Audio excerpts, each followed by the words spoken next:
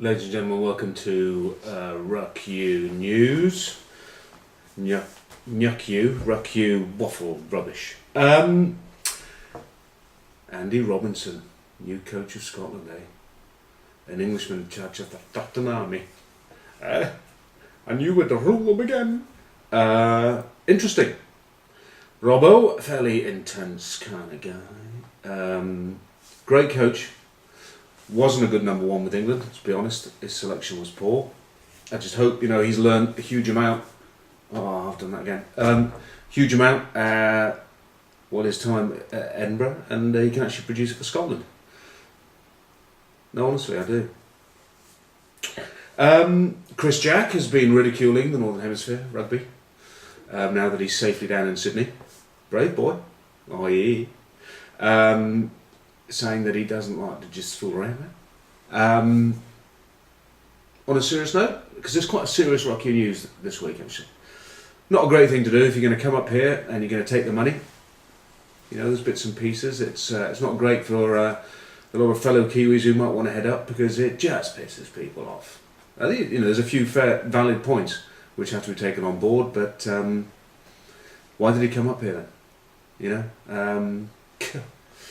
The Lions side for this weekend, pretty much as everyone expected, I think, apart from Mardolis being injured. And Flutie seems to have got an injury which is probably going to keep him out. And they've flown Darcy over, to be sure, which confuses me. Shanklin got injured before they left, and they didn't replace him with anyone.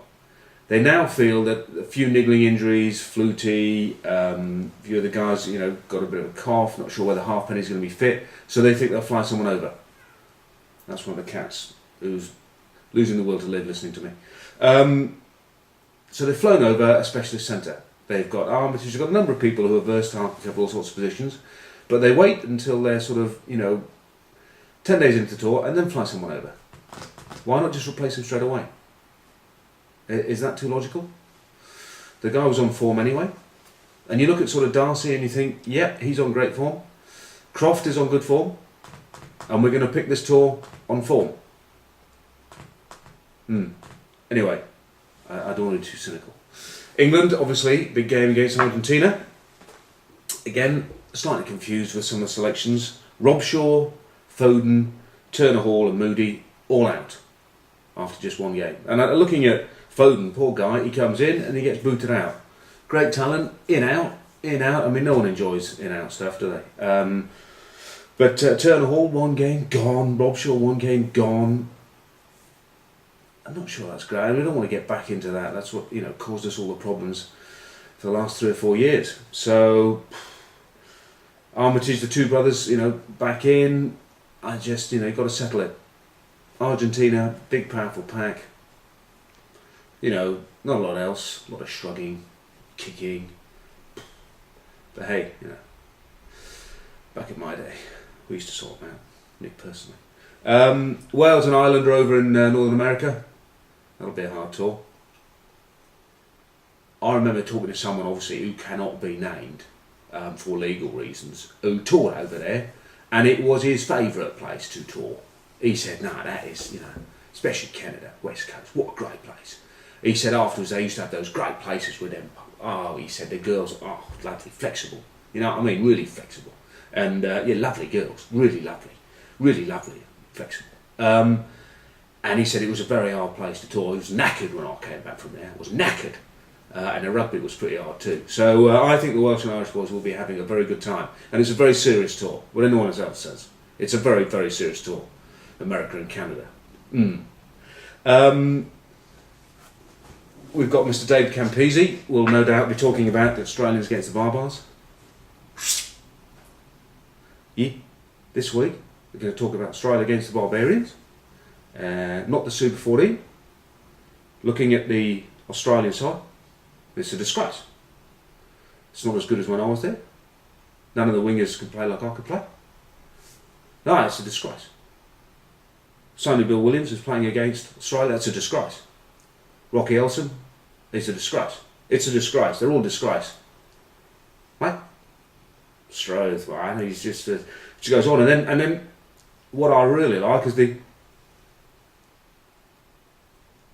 Sorry, I've forgotten what I was going to say. And there's obviously someone prompting. Big letters, Campo. Disgrace. God, that was boring. If anyone hasn't seen that video, don't watch it. Honestly, it was horrific. It was a disgrace. And we have the bath. The bath issue going on. I was talking to some people who know quite a lot about what's been going on there. Call me old-fashioned, call me fat, call me useless, call me a coward. 3 guys, why do you resign from your club and then say you're going to sue them?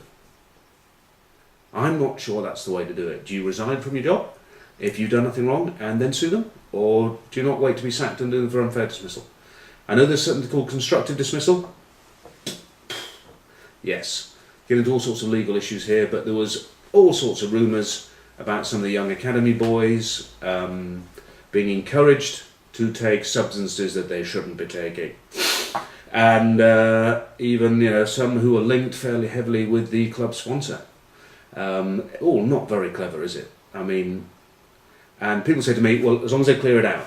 Well, they didn't when Matt Stevens got done, did they? And of course it was obvious that it was just the one guy. He was the one guy, he lived in a house with his teammates who saw him most hours of the day and they saw nothing wrong and everything was just, it was just the one guy, one bad egg. Bollocks! So I do hope for Bath's sake and everyone else that they do clear it out. And on a serious note, the big game of the weekend, the Lions game, fingers crossed, one poor game, one very good game. And we've got to keep the momentum going. Got to watch out Paul O'Connell, just got to get away from his tunnel vision. He just sort of gets intense in his argument. And he's got to stop being aware of his team and leading. I could give him so much advice. But then, I was so good that sometimes I just don't know, how to condense it into a shortened version. But fingers crossed, and any of you South Africans out there, and I'll see you next week.